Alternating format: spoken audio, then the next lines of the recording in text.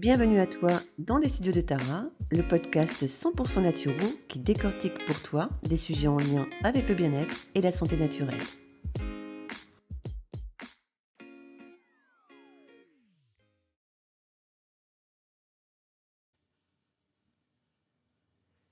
Bonjour à tous, je suis Valérie L'Enfant, naturopathe et formatrice pour Tara Nature.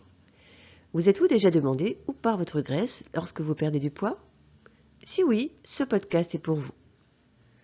Fausse idée numéro 1, non, la graisse ne part pas dans les toilettes, même si parfois vous pouvez ressentir une certaine satisfaction à voir que la balance affiche quelques grammes en moins par rapport à la veille après ce qu'on appelle communément la grosse commission. Elle n'est pas non plus convertie en muscle, bien que cela pourrait grandement servir à certains adeptes de la gonflette. Mais alors comment et où est-elle évacuée? Tout d'abord, si vous êtes en surpoids, cela signifie que vous absorbez plus de calories que ce qui est nécessaire à votre fonctionnement physiologique. Mais essayons de comprendre où et comment sont stockés nos excès alimentaires. Après nos copieux repas, de petites quantités d'énergie sont stockées dans notre foie et nos muscles sous la forme de glycogène. Le reste est stocké dans le tissu adipeux, qui est constitué de cellules spécifiques appelées les adipocytes, sous la forme de triglycérides. Ce phénomène est plus connu sous le terme de lipogénèse. Précisons que les adipocytes sont hélas capables d'accumuler sans causer de lipotoxicité des quantités incroyablement élevées de triglycérides qui sont mis en réserve à l'intérieur de gouttelettes lipidiques intracellulaires entourées de protéines appelées les périlipines. Imaginons par exemple que vous dégustiez avec assurément beaucoup de plaisir une magnifique et énorme fraise Melba en dessert. Le glucose en excès issu de cette orgie de sucre est capté par le foie, puis converti en acides gras et enfin en triglycérides, avant d'être transporté grâce à des lipoprotéines de basse densité, les VLDL, jusqu'au tissu adipeux pour être mis en réserve. Maintenant, que se passe-t-il lorsque nous perdons du poids? Lorsque nous suivons un régime, nous ingurgitons à l'inverse moins de calories par rapport aux besoins de notre métabolisme de base.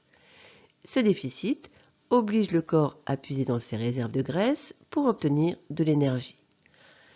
À quoi sert cette énergie? Premièrement, elle sert au métabolisme de base, car même si nous sommes au repos, notre cœur a besoin d'énergie pour pomper, nos poumons pour respirer et notre cerveau pour penser.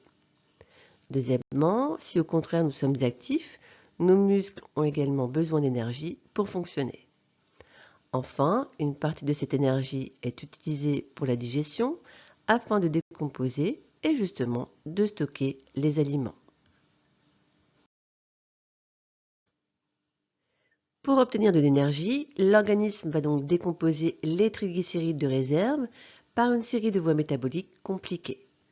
Les sous-produits issus de ce processus sont ensuite évacués du corps, sous forme de dioxyde de carbone, CO2, par vos poumons lorsque vous aspirez, et sous forme d'eau à travers votre peau lorsque vous transpirez, et vos reins lorsque vous urinez. En résumé, comme illustré dans ce schéma, si par exemple une personne perd 10 kg de graisse, environ 8,4 kg sont expirés sous forme de CO2 et environ 1,6 kg sera excrété sous la forme d'eau dans l'urine, les matières fécales, la sueur, la laine, les larmes ou d'autres fluides corporels.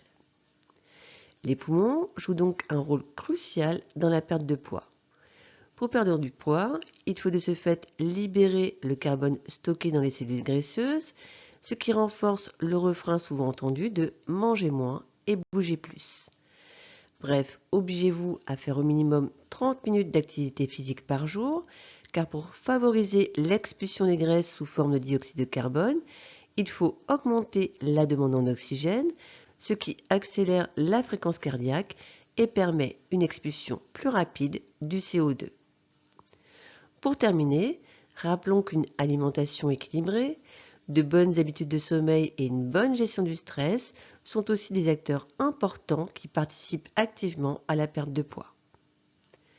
Voilà, c'est tout pour aujourd'hui. Je vous souhaite une très belle fin de journée. À très vite.